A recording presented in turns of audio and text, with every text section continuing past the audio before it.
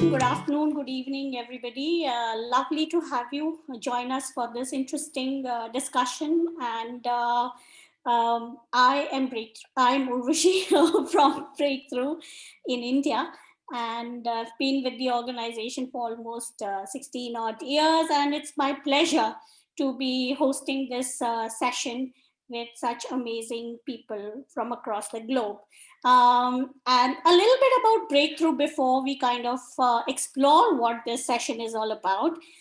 So Breakthrough is an organization that uses popular culture, media, arts, training, capacity building, and community mobilization events to really talk about norm change. How do you change norms? How do you talk about change to address issues of violence against women and girls and making them unacceptable? And it has been our for the work around 20 years where we have tried to address some of these issues by using interesting music videos, by using video games, by using folk art and music, and lots of other tools. For us, what is at the core of our work really is to change hearts and minds of people, where violence against women becomes an issue which is everybody's problem, and not just an issue which is related to only women and girls and they need to figure out what they need to do, but really to move that conversation and create a public dialogue, and get as many stakeholders, as varied stakeholders as possible to join the efforts. So really for today's session, that's what we're looking at. And we are planning to explore uh, how and what can be done to motivate bystanders who see violence happening around them, and they want to do something but they don't know what to do. And there are a lot of thinking which goes around in an individual's mind when violence is happening, but there are certain norms, there are certain socialization processes that actually prevent them from taking an action. So that's what we're going to explore today in the discussion. So I have with me two lovely panelists. As you can see, it's we have Richa from our team in India, and she will be reflecting on a recently held research on bystander intervention and share what the findings were. And we have Lorna, who is from the UN Trust Fund, and she will be sharing her experience, actually her global experience of working across geographies and contexts, and also on varied violence against women issues, to share what her learnings and observations have been.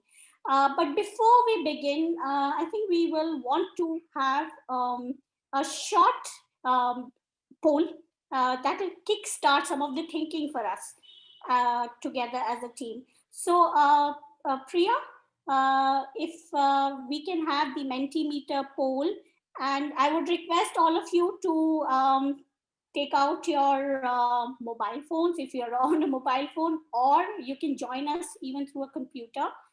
And Priya will share the Mentimeter poll with you. There is a number which will be highlighted, and you can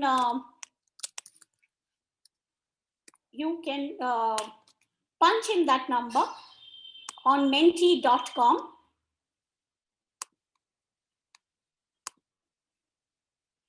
and type out this number and putting it out on chat.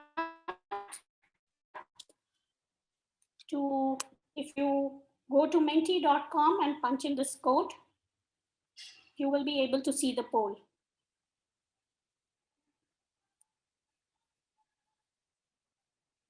Priya, can you share the screen? with the polling slides. That will help. Yeah, so that's your first question. And I'm sure quite a few of us who are working on the issue of gender-based violence in varied spaces must have done something or the other. So from your experience, have you ever intervened in a violent situation? Using the code, if you can give us your answer, we will shortly see it on the screen, what the participants have observed.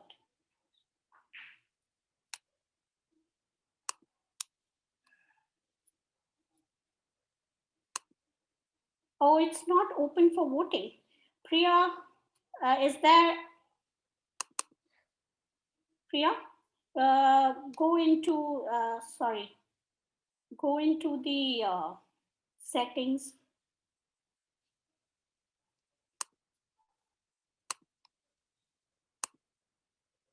Yeah, I'm sorry, technical glitch. Technology always has its way of.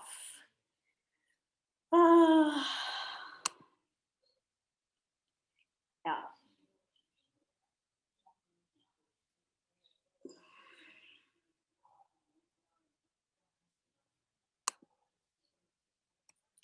Okay, the voting is now open. Can we have the slide again, please? Yeah.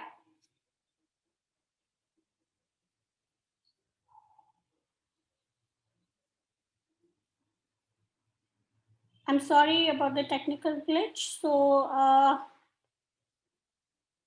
the voting is open now, and we can see, oh, 6 people have said that, 7 people are saying that yes, they have intervened, and 4, they haven't intervened. And thank you so much for voting.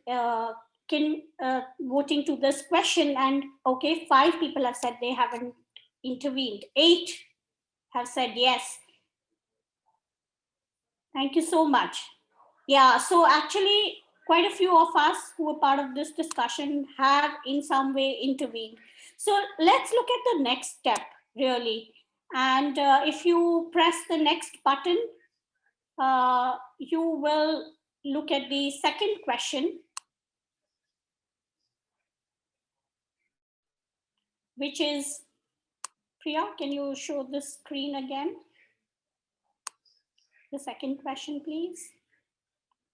And thank you everybody for voting in for that question. So can you describe briefly what was happening and where this incident took place? Very briefly, so you'll be able to type in your answers. At home, witnessed verbal violence between parents, stepped in to diffuse the situation, not applicable. Okay, people who have, yeah, client attacking a co-worker of mine. It's a workspace, a domestic space, intimate partner violence in a crowded market space. Okay, great. Stepped in to support the woman. Thank you so much for sharing that. At home, in a domestic space, yeah. There are 5 people who've answered. Domestic situation between a couple that knew they, okay, in a parking lot. Interesting. Sexual street harassment. I was in a train in UK and a man was physically attacking a woman of color, and I stepped in. Thank you for sharing that as well.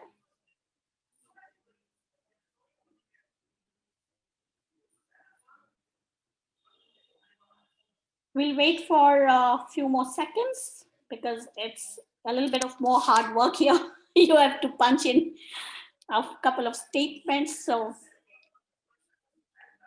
anybody else who would like to share?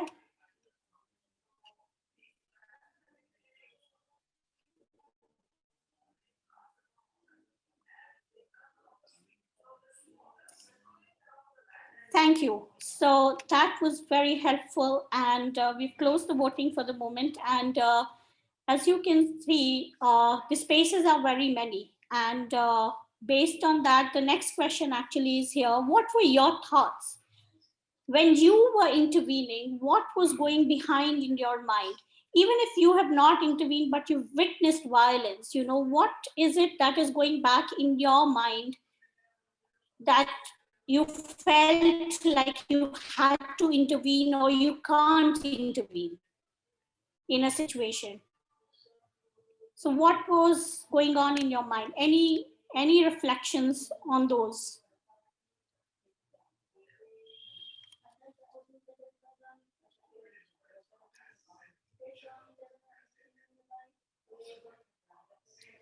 Yeah, so keep your, there are, I think, 5 options that you can punch in, but even if you don't have 5, you have only 2 or 3 thoughts, you can still submit the initial thoughts that came into your mind. Yeah, you might be seeing 3 or 4 options. If you think that it's just one, you can just submit that as well.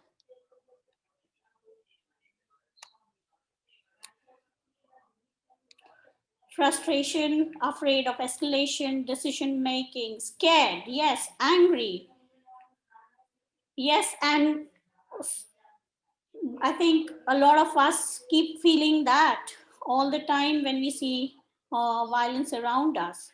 3 people have answered. There's the 4th one who's coming in 5th.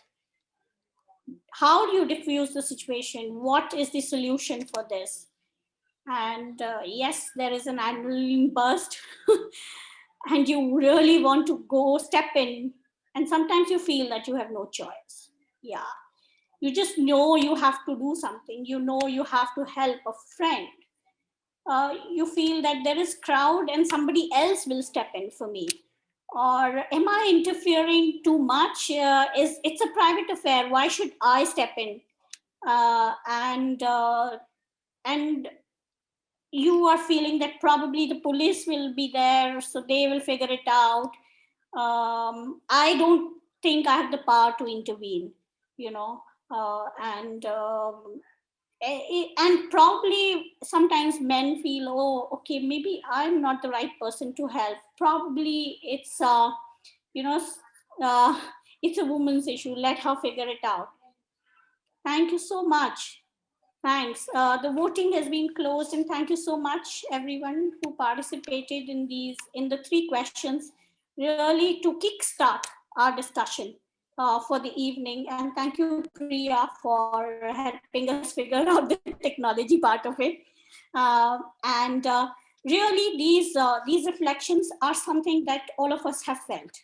Yeah, and for the lot of work that happens on women's rights, personal is political, and that always determines our trajectory, our work, and how do you engage as well on the issue. And that's where we're going to be linking today's discussion as well. So before I go into my discussion with the 2 panelists that I have here, very quickly a brief about who they are. And I'll start with Lorna. So Lorna is a program specialist. She works with the UN Trust Fund and is based out of New York. She has a master's in public administration from Columbia University and School of International Public Affairs. She's been working with the UN for the last 20 years. Her key assignments have been in the United Nations Department of Peacekeeping Operations in Mogadishu, Somalia, and the UN HQ at the UN mission. And I think for me, what Lorna means is that she has a rich background and information and experience of working on addressing issues of violence against women and girls. And that's how I actually connected with her, because she leads that work at UN Trust Fund as she's the portfolio manager for Asia Pacific. And her special window actually focused on refugee and forcibly displaced women and girls. And Lorna is passionate about empowering partner organizations to achieve their project objectives, and contribute to institutional strengthening. So welcome, Lorna, and thank you so much for joining us for this discussion today. The second panelist that I have is Richa, and Richa is a postgraduate in Women's Studies from Tata Institute of Social Sciences in Mumbai. Currently, she's working at Breakthrough as a content creation and digital engagement person, and she's been working in the development sector for 5 years, and she's a feminist. I know that, and her strengths really are writing and research, and that's what gives her energy. She loves flowing streams, and her heart is in the mountains. So that's where she will ultimately go to. And thank you again, Richa, for joining us for this discussion. So my first question really is to Lorna. And Lorna, this is primarily emerging out of the work that you've been doing at the UN Trust Fund. Yeah. In your experience and across so many projects and so many countries, what is your experience about promoting bystander intervention in the project terms? If we say, how do you build more community accountability towards their role in stopping violence against women? So, Lorna, what are your thoughts, initial thoughts? Okay, thank you so much, Urvashi. And I just wanted to say that I'm pleased to contribute to today's discussion on bystander intervention. As you had mentioned, I work for the UN Trust Fund. Just a short plug of the UN Trust Fund. We're entering our 25th year of grant making this year. So we're only 5 years older than you guys, actually. And we have so far supported over 500 projects globally in 140 countries and territories, and with a value of $149 million. And right now we have about 150 active grants globally, right? So to answer your question on bystander intervention, I actually, when I received this request to participate from you, I was thinking of, I looked at all the projects that we had, right? And I came up with 3 main ideas that I'd like to share based on the data from these projects, right? So there are 3 main ideas. The first one of which is labeling and symbolism. These are basically what I've observed motivates people to intervene in the projects that I follow, right? So the first one is labeling, symbolism, and publicizing support. It helps bystanders intervene, and you turn them from passive bystander to active bystanders. For example, in a project in Pakistan that we supported, the head of the household pledges publicly that they are a violence-free family. So basically, it's a set of declarations. For example, they would pledge that they won't support early arranged marriage. They will not keep the girls away from school, and the host of other, I think there are 10 pledges that they make. So this makes the family accountable to the community about the pledge. And it's a form of community accountability system, like you mentioned. And a member of a violence-free family, therefore, can potentially be called out if, say, they engaged in early arranged marriage, something that they said they would not do. So for the bystander, it gives them, or anyone in the community, as a matter of fact, some ammunition to hold up the pledge made by the head of the household. And this is especially, this was found to be very effective in curbing domestic violence in the community. And then in India, similar, right? We supported a project implemented by Sahayog. It's similar to the VFF, or the Violence-Free Family, but instead they approach the community as a whole. So the community has a pledge, and it's posted all over the community area, in the hall, in some stores, for example. They post these community pledges, and similar to Violence-Free Family, this empowers one to call out someone in the community who is not abiding by the community agreement. So another form of community accountability system. This was found to have delivered results in terms of especially sharing household work among women, but also contributed again to stemming domestic violence, right?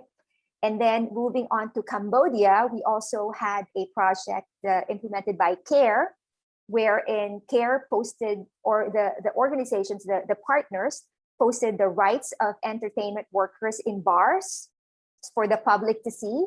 So yeah, and then later on, as a matter of fact, it was a successful project that they moved on to hotels and factories and advertised the rights of the workers in hotels and factories. And what that did, aside from educating clients and informing them of what's acceptable and what's not acceptable, is that it gave the clients and the worker permission to point something out or call out an improper act when they see it, right? So in all of these examples, it allows somebody, a bystander, to intervene with relative safety because there are rules that are in theory agreed by the community, so that they feel more supported as a bystander. Yeah, so I hope, I mean, I have more to share, but I'll ration it. We will come back to you, and thank you so much for those interesting examples as to how do you motivate and promote bystanders to intervene. Yeah, if I come back, if I go to Richa, yeah, as a follow up to this question, Richa, and if we look at the research that we have recently got out, can you share what were some of the hurdles that were reported by bystanders, and that was something also what we reflected in our our small poll, where people shared their initial thoughts that they had when they saw violence happening and they wanted to do something to do about it. So what was our finding from the survey? Yeah, thanks, Urushi, and thanks, Lorna, for setting. I think a lot of what I say will connect back to what you just said. So in terms of challenges, I think the one key piece that came up was the lack of understanding as to how do I intervene, how do I respond, not having that language, not being aware. So how Lorna said, the third program that she talked about putting up the rights of the workers, and I see a direct connect there, that how, once you become aware of something, and so you can recognize it. Now you know what is wrong, and so you can act towards it.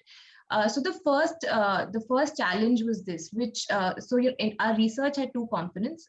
We spoke to about 91 people where we had in-depth conversations, and we also had a survey with about 721 people. It was a digital survey which looked at larger trends, and in both these components, this aspect of the lack of understanding of what do I do came across as the first prime reason.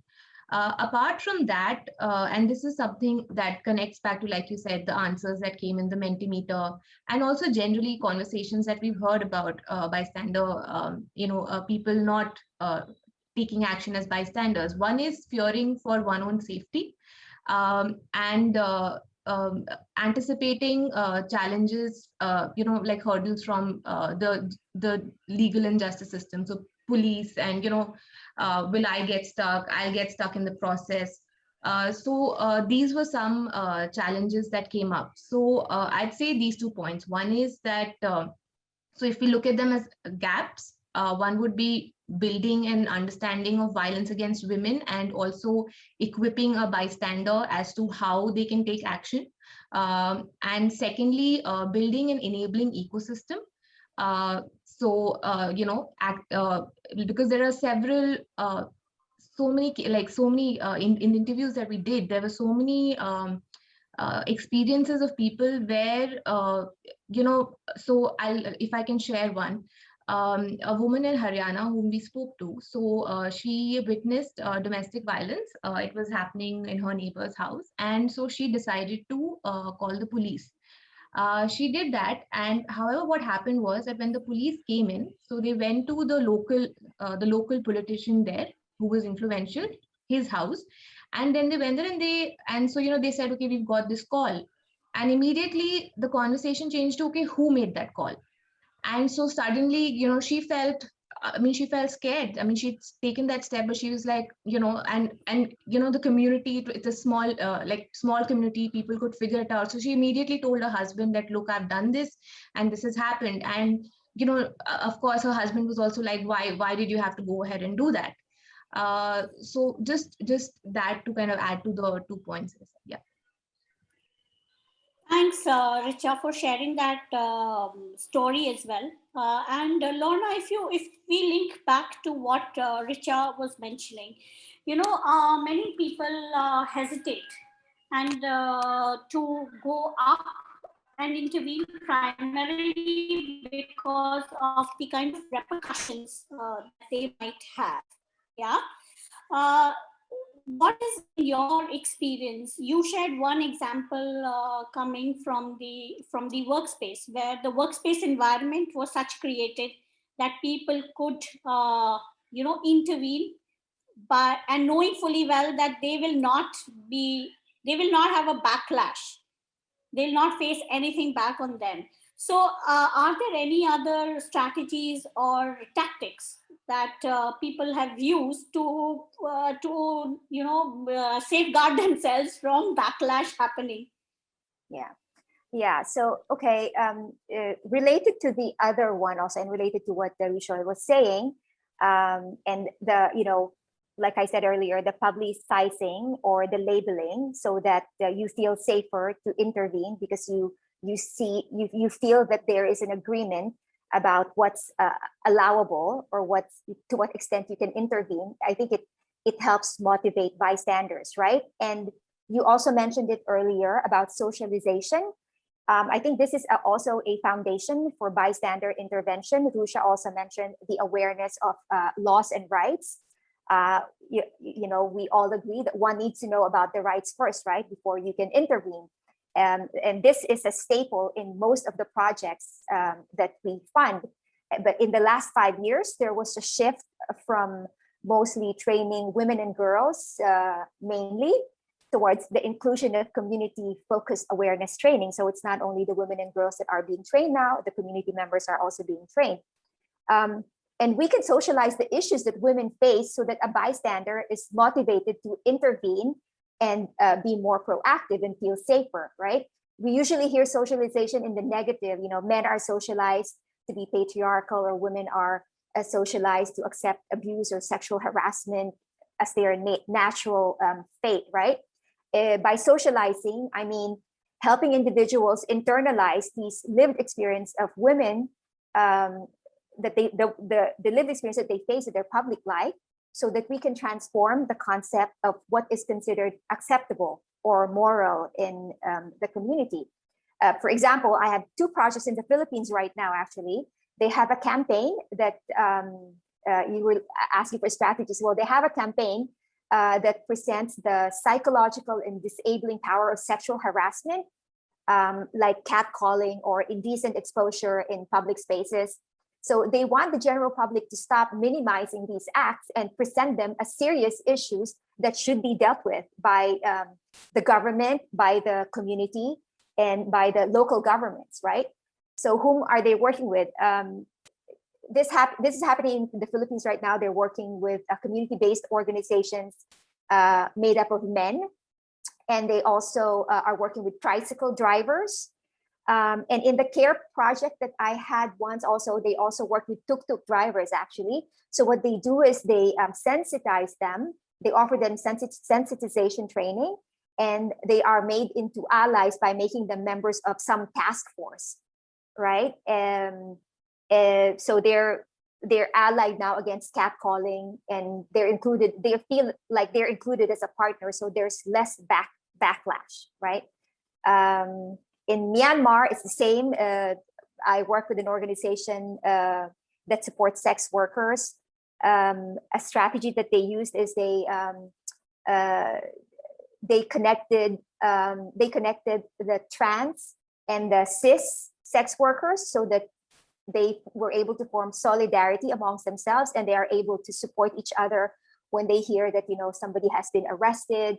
They can go, they support each other. They go to the police station and help them. Whereas before, before they were socialized to the issues that both groups faced, they would be considered competition in sex work, right? So yeah, so these are some of the examples that I've seen.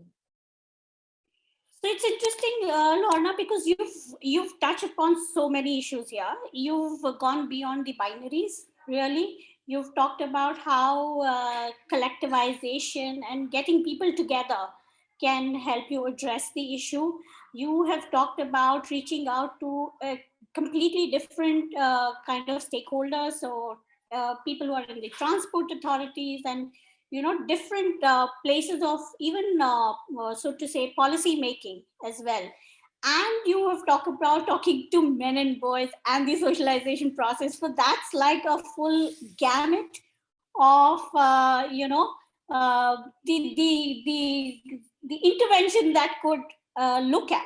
So if I reflect take this to Richa, and it's a lot to kind of process, but what have been our findings, Richa, when we look at some of these things? So if we look at, say, gender binaries, what have we found? What has our discussion been or findings been around engaging men and boys in the conversation? What are some of their mindset and their thinking, which Lorna was speaking about? So, Richa, over to you. So, while I was listening, so when we when we started the study, one of the key questions that we were asking was what motivates the bystander to act? Because I think there's been considerable conversation about the challenges, but what is it that, so the people who actually go and intervene, what is it that pushes them to do so? And what we learned was something very interesting, and I'll actually share that because I feel it kind of connects back to what Lorna was sharing. So a lot of, and in fact, so when we began and when we did the Mentimeter exercise, a lot of us in the group, like you said, Urvashi, that probably because there is a certain exposure to issues of gender, we're working with organizations that work on this issue, or just largely have engaged with these ideas, and therefore the probability of us intervening is higher as a bystander. And the same thing reflected in our study as well. People who had any level of exposure to organizations that are working on these issues, or have gone through sensitization programs, or even like in personal. So actually, just another story, like another participant in Bombay told us that when there was a case of sexual harassment at his workplace, and when that happened, and his colleague confided in him, and that was the first time he actually started thinking of consent as a concept.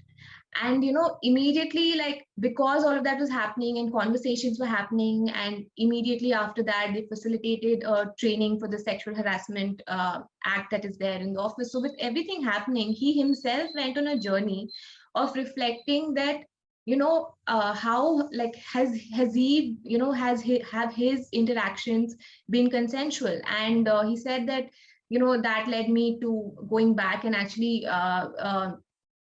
apologizing to a lot of people in my life and saying, hey, I realize this now.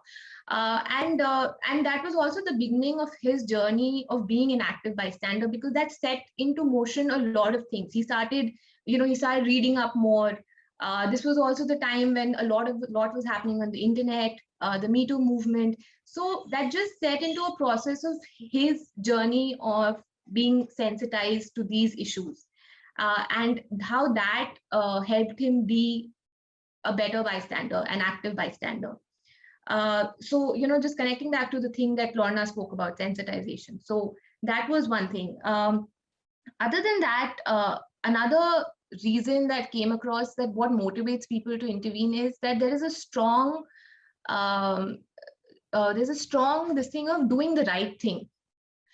So, I intervene because I think this is wrong, or a lot of people said that attributed to their parents, that we've grown up we've been taught to always do the right thing. And there was a lot of things like, I don't care what happens, I'm going to do the right thing. So it was actually very interesting because, it can also get tricky because what is that right thing, right? So what it also depends on what is the understanding of violence against women that person has. Because then, who are they going to intervene for? Who in their minds is deserving of intervention? So all these things play out. But it was something, so doing the right thing, the moral component was a very, very strong motivation. And it's actually something very interesting for all of us to explore, that, if we go back with this messaging and like, how do we kind of put it across? Another thing was that people who've experienced, and especially a lot of our female participants spoke of this, who've experienced child sexual abuse or domestic violence, and they spoke about this unresolved anger, like when it happened to them, they probably couldn't do anything. And so now when they see it, they're just like, I am going to, so that anger has translated into action. And another and the last point is, again, connects back to what Lorna was saying, is about positive role models. So a lot of people who have intervened had positive role models in their lives a person shared that, she herself is a survivor of child sexual abuse, and often when she would would witness violence, or she would just freeze. She wouldn't know what to do, and therefore, like, even if she was seeing things, she would probably be quiet. But eventually at a workplace, she had a colleague who was very, very vocal. She would she would speak up, and she would kind of take action, and just being with her and conversations with her helped her also speak up eventually. People have spoken about, like, growing up with a mother, like a participant in Bombay said that, this was during emergency in India when it was 75 and there was curfew, when her mother, even in that time, she decided to go out because she had to work. And she said, the police people stopped her and they said, why are you going? And she said, I have children to feed. So just like deriving from the fearlessness. So it's very interesting how, like, how motivations play out for people, but positive role models. And so, how Lorna was talking about community champions and pledges, and like even for us in our work, just building a group of change makers, and that's essential. So I think that will really go a long way, because you have people to look up to, you have stories, okay, there are people doing it, this is how you can do it. Thanks, Richa. I think I'll take a moment here to request Priya if she can show one of the films that we created around bystander activation. And it's just a reflection on how and what roles can be played. So it just, not every time you have to be very forceful. You can figure out ways of doing it in a different manner. And with we had initially tested this concept with Bell Baja way back in 2008, but recently with the Ignore No More campaign, we felt that this needs to be explored even further. So where in Bell Baja we focused only in the domestic space, with the current work that we are doing around bystander activation, we are seeing how this concept of bystander activation can go into different spaces that women occupy, and how, as a violence in general in all spaces, can be made unacceptable. So here is the video.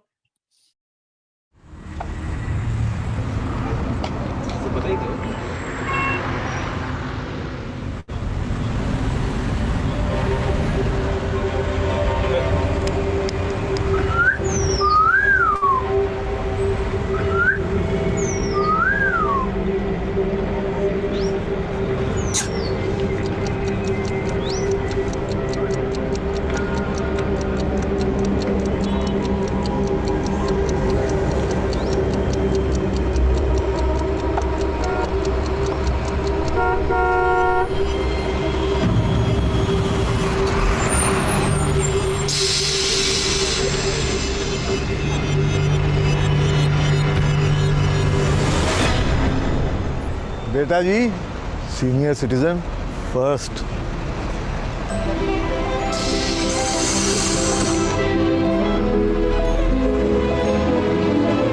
देख के अनदेखा नहीं, कुछ करने का वक्त है. Ignore no more.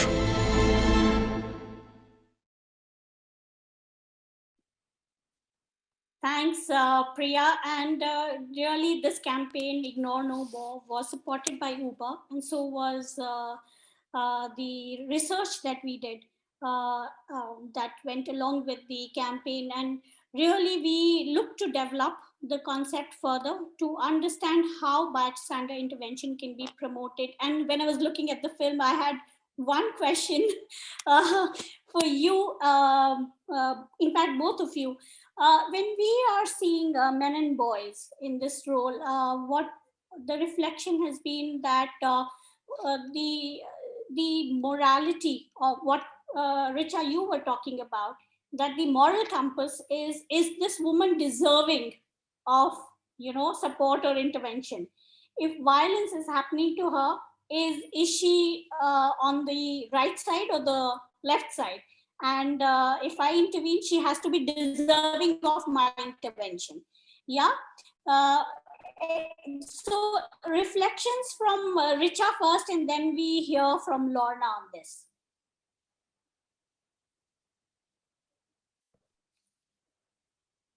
Yeah. Do you want me to repeat the question, Richa? No, I got it. So, yeah, I think that is the tricky bit. I like recently when we launched our study, we actually had another panel discussion where we spoke about the role of social biases and bystander behavior. And there, we had people with from different social locations come in, and it's interesting how, so this question of who is deserving of intervention. And so I think, like, while of course you flagged it for men and boys, but I think it also applies for everyone, because different identities come in. Yes, I mean, men and boys, just so how we are socialized, and a lot of victim blaming, labeling, all of that happens. So but once something specific that came up for men and boys in our study, and I was just reflecting, it struck me after you asked me the last question, that actually there's a difference in how male and female bystanders intervene also. We saw like a difference, and that was that for male bystanders, there was this question of who are you to intervene? So what is your credibility? So if you're not related to the woman, why are you speaking up? And so for a lot of men, that was actually a challenge, that if the woman is not vocal about the violence, how do we intervene? Because then they feared that there might be a backlash. They fear that my safety is at risk. And so this played out both ways. We had participants share stories about how this prevented them from intervening. We also had participants share very interesting stories about how they negotiated this. Like, there was this one participant who went and pretended to be the girl's boyfriend, and he just said, hey, and he didn't address the perpetrators. He just went to the woman and said, hey, I've been waiting for you. Why are you sitting here? And, so he played out that whole thing. And it connects back to, that patriarchal script of, like, it has to be your mother, sister, someone related to you. And then you kind of, then it makes sense for a man to intervene. And I know it's not a direct answer to what you were asking, but just, like, even in terms of what determines men to act in these situations, and so even their position and how they're relating to the survivors. So this was something that interesting came up. Yeah. That's an interesting insight, Richa. And, we've been talking about how a woman is deserving of your protection is determined by her clothing, or what time of the day she was out, was she calling for it, or whatever else that needs to be justified. So if she is probably a sex worker, or a person who's a trans person, she might not be deserving your intervention. Yeah, so that reflection also sometimes sets the tonality of how norms get played out, and when this protection issue is related to a woman being your wife or a mother, ultimately then plays out as to how your interaction on this situation would be. So thanks for that reflection. Lorna, coming to you, what are your thoughts around this, and how have you seen it in the projects that you work on? Yeah, so that's a very tricky thing, right? Like Patricia was saying, it's you come into women's agency, right? Do I need to be protected? Do I want you to intervene for me? So you have to respect the woman's agency all the time, right? Always, like even if you document something, you have to ask for their permission if you can share it with somebody else, right? And to the question of who deserves intervention, this comes with socialization, right? It's very important. If we socialize people that everybody deserves bystander intervention, and we can maybe even turn the table around and say, who should be doing the bystander intervening, right? Everybody should also be doing the bystander intervening, right? Which also reminded me of the project we had in I don't remember if it's Pakistan or India actually, because I went to a monitoring mission and I hit 2 missions in one trip, right? Two projects in one trip. So anyway, it was one of those community accountability systems where the men were being taught being sensitized how to be more, respectful of women and the sharing of the workload, right? And there was a man that I spoke to, and he said he was very sad because when he spoke to his mom, because now he's married and he's supporting his wife with the work and everything. And then he said his mother came to him and asked him, how come when you were growing up, you didn't help me? How come you're helping your wife now, right? And of course, he felt really sad, but it's also for him, it's an eye opener, right? That he was socialized before that, this is acceptable for women, but now he knows better that he's married and he's supporting his wife. But it's unfortunate that, when he was growing up, he wasn't able to support his mother the same way. Interesting relations, yeah, and correlations that you've tried to draw in. And yeah, a lot of things get socialized. We get socialized from the beginning that it's a private matter and that we should not intervene. And we can only intervene probably in public spaces. But even there, if something happens between 2 known people, then we should not intervene there, because it's a matter between 2 people who know each other. So it's interesting how all of this gets played out, and how this also impacts a lot of women's access to mobility, even the idea of protection. Where is women's agency in that, and how does the person who wants to intervene determine where that agency is getting violated, right? So those are very those are like double-edged swords. It could swing either ways, and it's a difficult question to answer. And sometimes it's more reactionary, that you go ahead and intervene and figure out, oops, was I supposed to do it or not? You don't know the answer. Yeah, so what we are going to do, Lorna and Richa, we have a couple of questions. I think we'll look at that first and see how we want to move forward, also keeping in mind the time that we have for this discussion. So there is a question that we have from Emmanuel Babu. He's asking, how do you sensitize women to come forward in a family situation where you have a point, where you have to point of abuse by a family member? Yeah. And the second question, I think the first one, both of you can answer. The second one is for Lorna specifically. Could you speak more about labeling, and do you suggest schools and workspaces, families all have their own pledge? Do societal norms, laws account for labeling already? So that's Tessa who's mentioned this.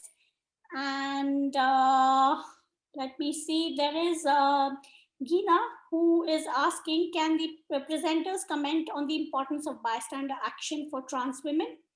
And thank you for including trans women in some of your examples.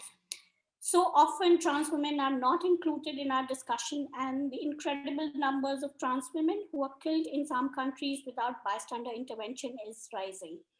And yes, Gina, I think this is across gender binaries. So we do not see this specifically related to only women and girls, but really to anybody who witnesses violence around them, and what is their role and how can they intervene in any of those situations. So over to Richa and Lorna to answer some of these questions. And probably if we have time, we'll take one more shot at a discussion with the two of you. So who's willing to go first, Richa or Lorna? I see Richa also unmuted herself. Do you want to go first, Richa? Okay, Richa, go. I'll answer the first question and then, okay.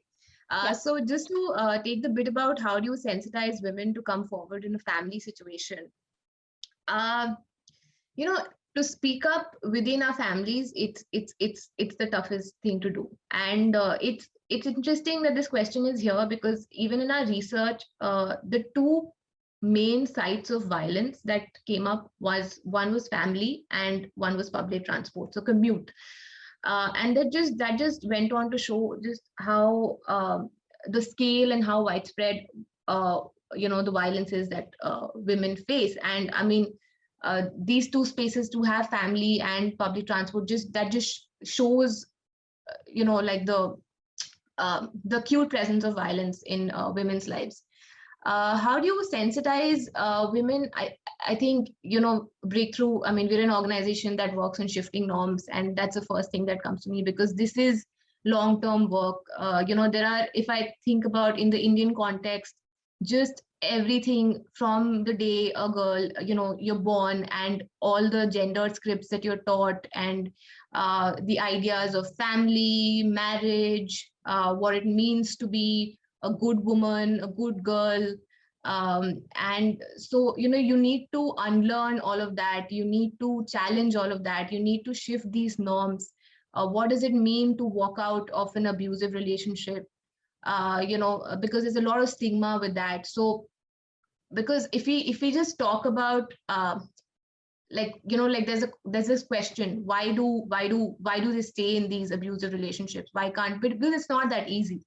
And I think we all know that. So it's not that easy. And so, of course, agency building of the survivor is very important, but it also needs to go along with work at several levels, which would be shifting these norms.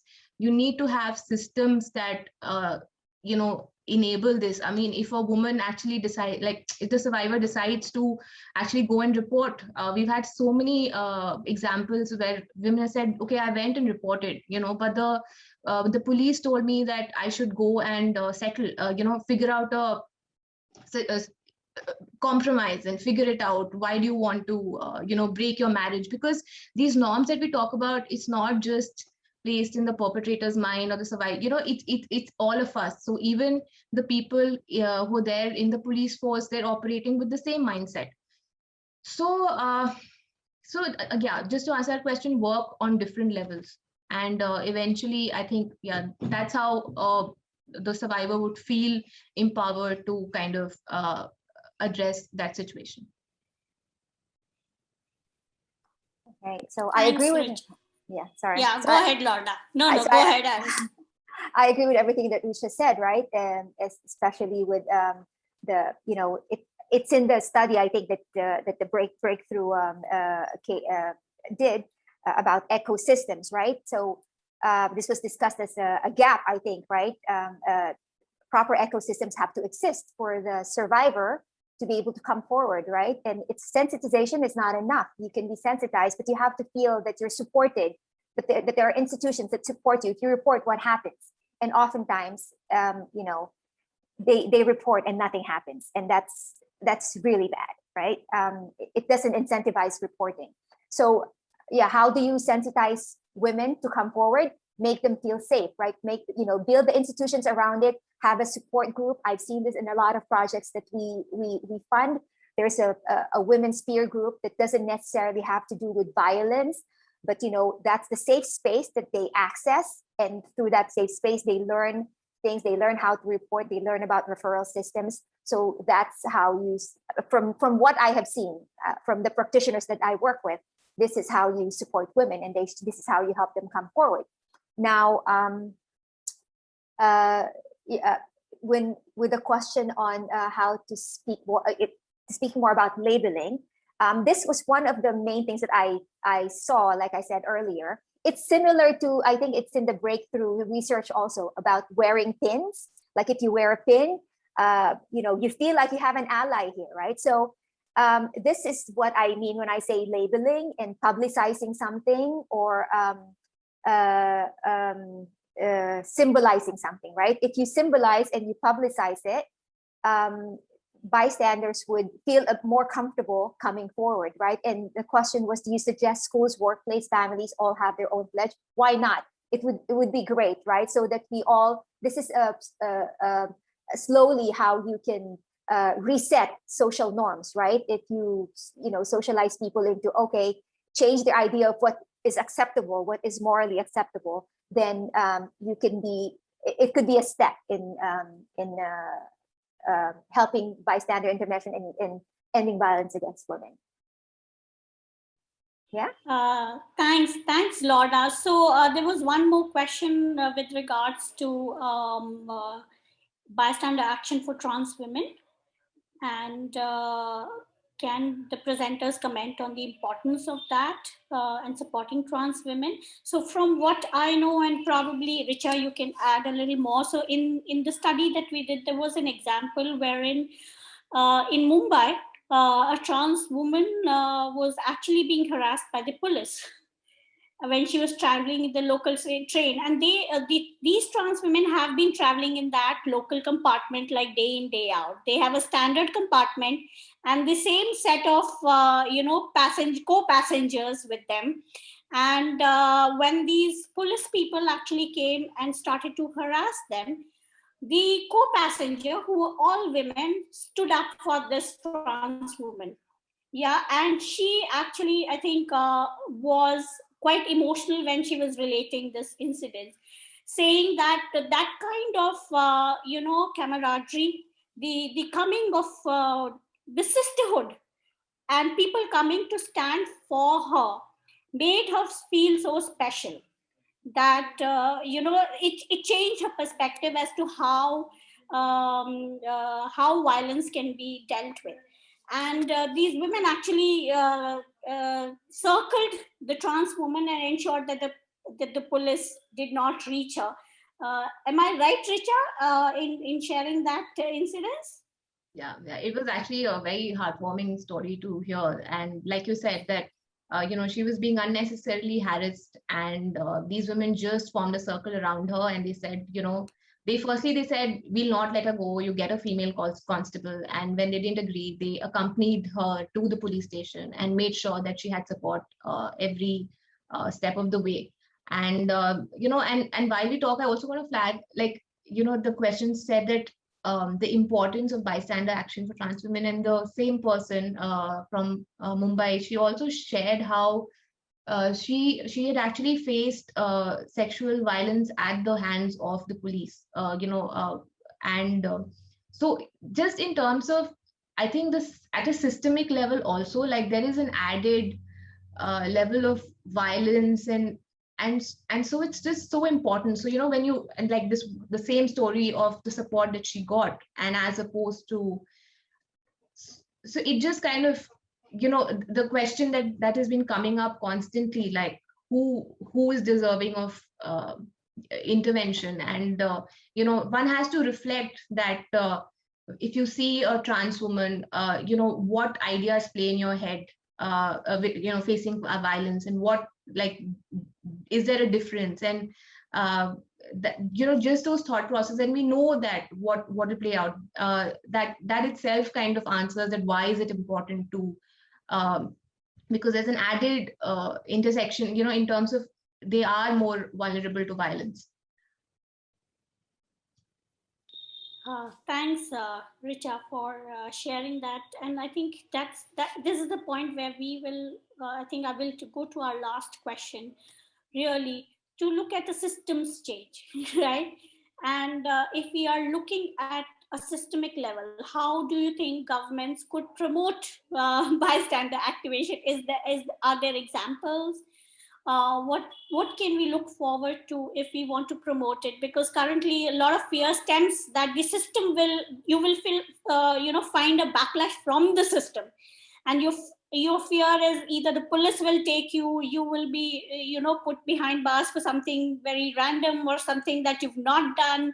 Why do you want to go into a legal hassle or a process?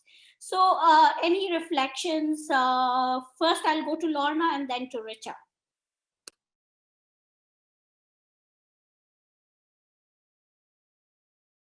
Sorry, I was trying to find a unmute button. Okay, so what can governments do, right? So the projects that I have in the Philippines, the two projects are on safe cities, actually. So it's very relevant to this discussion, right? And the Philippines just recently enacted a safe cities, a Republic Act against sexual harassment of women in public places on ships, right? So I think that helps, first of all, right? A clear messaging by the government that sexual harassment is not acceptable. But usually, the weak link in this whole process is the implementation, right, at the local government level. So now the government has to establish terms of cooperation between themselves and the CSOs that work on the ground. For example, the two projects that we have, they're basically focused on forming local implementation plans and mechanisms, right, for the national laws and policies to be implemented in each small community so that it's accessible to the people who live there and the women and the girls, right, and the community, basically. So this is what I think the most important thing that governments can do is to support the local implementation of the national laws, if they already have the national laws, right? But the first step, obviously, is the national laws and policies.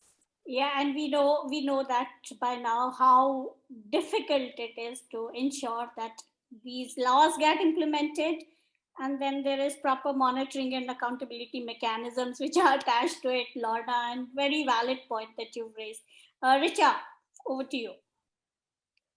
It's a very interesting question, Urvashi, because I mean, you know about this. We're actually currently, running a petition. We're petitioning the Delhi state government here in India. We're petitioning them. So there's something called, and I think globally some of the countries have this, the Good Samaritan law. So the Delhi government here has a scheme which is right now currently situated more to do with road accidents, right? So it says that burn injury victims, acid attack victims, and road accidents. So if people, bystanders, if they help them, they will, they're incentivized. So they're given a sum of amount as a appreciation, token of appreciation. They're given a certificate. Also, they will not be questioned. So when they take the victim to the hospital, it says that they will not be questioned, which is, I think, a great thing, because when we started off the conversation, we started off with the challenges that stop people from intervening, and this is one daunting thing that I'll get stuck in the process and I'll be asked. So I think that just it takes off a lot and helps you kind of do what you want to do. So we were reading up on this and we thought, it is such a perfect fit to what we're talking about, because it is essentially talking about bystander action, but right now it's focused on road safety and road transport, this thing. So we thought, would it be interesting to look at if the scheme can have address violence against women within its scope?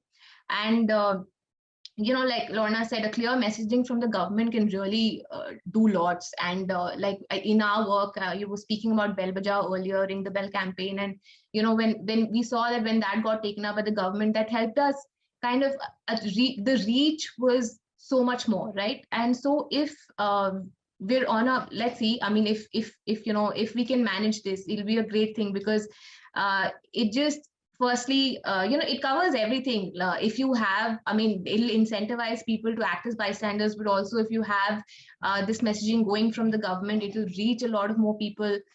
So it'll, this whole thing of when we say that violence against women, we want it to be a collective, we want it to be, it is not an individual's responsibility, but a collective responsibility.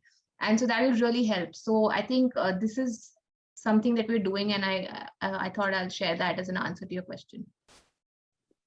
Great, thanks, Richa, for sharing that. And I would like both of you to share any, closing thoughts before I pass on the baton to Priya. Anything before we want to wrap up the discussion? Lorna, do you want to go first? You're on mute. You're mute, Lorna. Sorry, I always have trouble finding this mute button. Okay, so yeah, so basically I just wanted to say, in putting all of these together, right? I think it's very important. What we've seen in the projects that we found is very important is the localized and contextual design of projects that we support, right? Drawing from socialization, from everything that we talked about. The more local the project design is and the more context specific the strategy is, the more trust there is, or the more trust there would be from the perspective of a passive bystander to intervene or to be turned into an active bystander, right?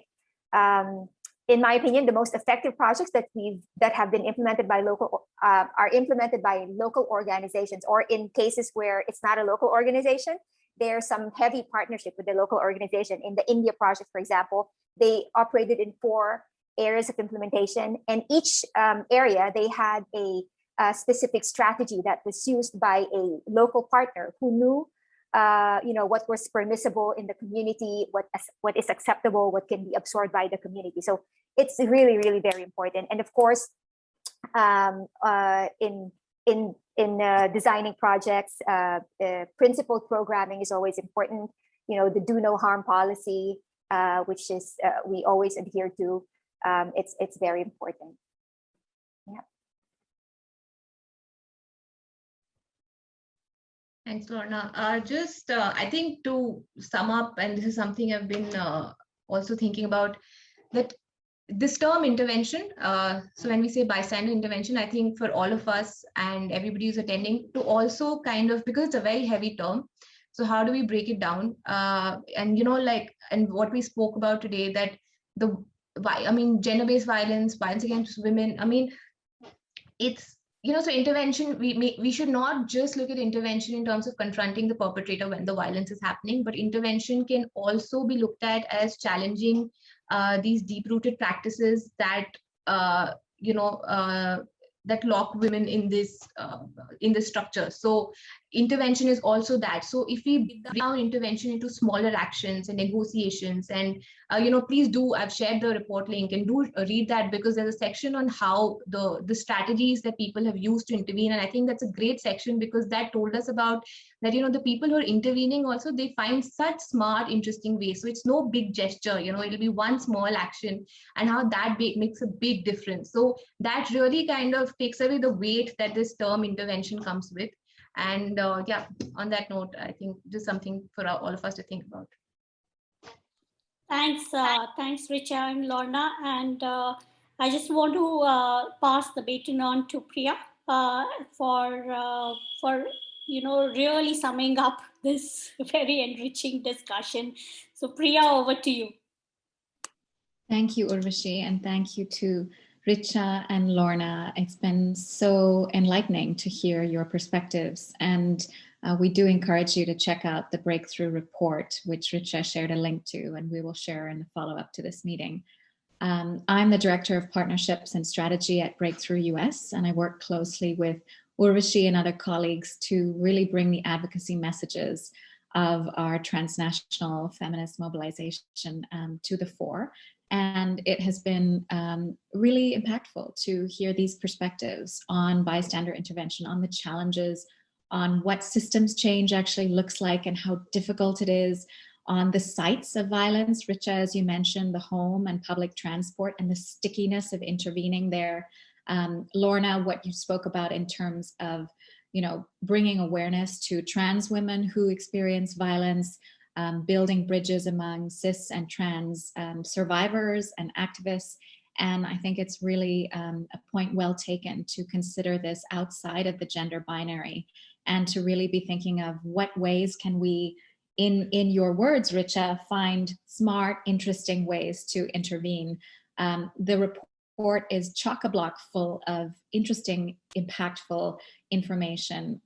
It was gathered based on 91 in-depth interviews across several states of northern India and 721 survey takers. And so it's really a comprehensive look at an issue which, of course, is incredibly relevant to us as we think about the next 25 years of our feminist agenda and what it looks like to really create feminist transformation and systems change. And we just want to thank you all for being here. Thank you for staying on a few extra minutes.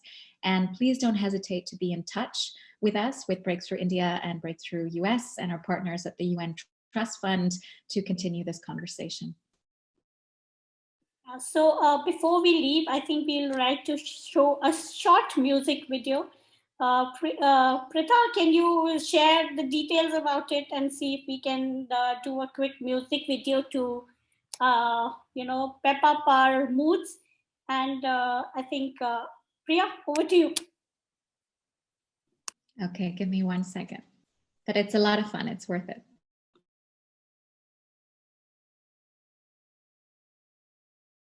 So this music video has actually been created by some of the young people that we work in Delhi, in the communities here. And it is written, it is directed, it is shot by them. And the music also is by them. So they have sung it. We've only edited it. And this was done during the lockdown period. Yeah. So check it out, and it actually talks about something, a norm that we all know about. It's about judging women once they step out of home. And all that judgment actually also leads to how the moral compass then determines whether that she needs your intervention or not. So check out this video, and hopefully you enjoyed the session with us. And thank you so much for joining us. Priya.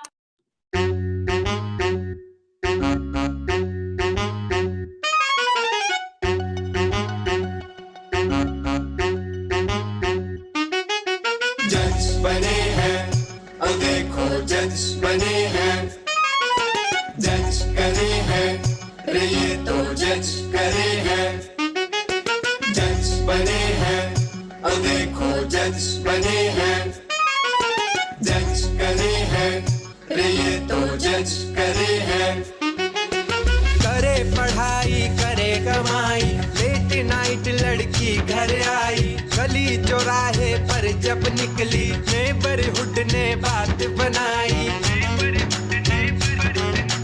घूर घूर देखे हैं उसको फुसर फुसर करते सब देखो हाँ देखो हाँ देखो हाँ देखो जज बने हैं और देखो जज बने हैं जज करे हैं रे ये तो जज करे हैं कपड़े धुलने में देरी हुई सोकर उठने में देरी हुई सर पे पल्लू नहीं धरे तो अपने मन की बात कहे तो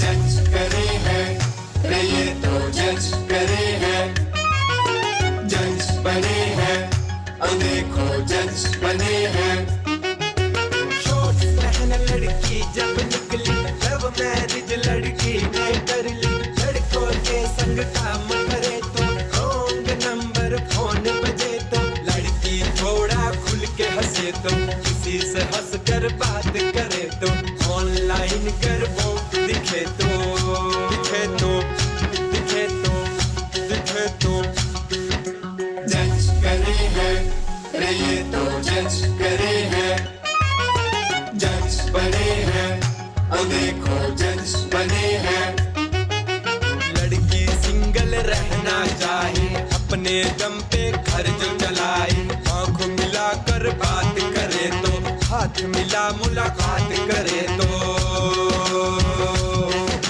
छोटे बाल जो वो कटवाए, बाइक पे कोई छोड़ के जाए,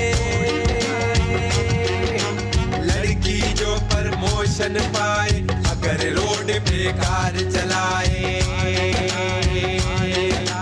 बात बात में नुक्स निकाले, किसी से थोड़ा जो बतिया ले, इज्जतदार बने पब्लिक में, घर में बीवी को गरियावे, बेटी अपनी धन है पराया, बेटा घर का चिराग बतावे, भेद करे हैं ये तो भेद करे हैं, जज करे हैं ये तो जज करे हैं, जज बने हैं और देखो जज बने हैं, जज बने हैं और देखो जज बने हैं, जज करे हैं ये तो जज करे हैं,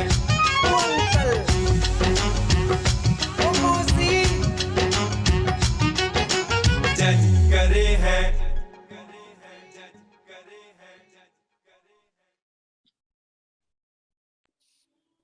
Thank you everybody for joining us.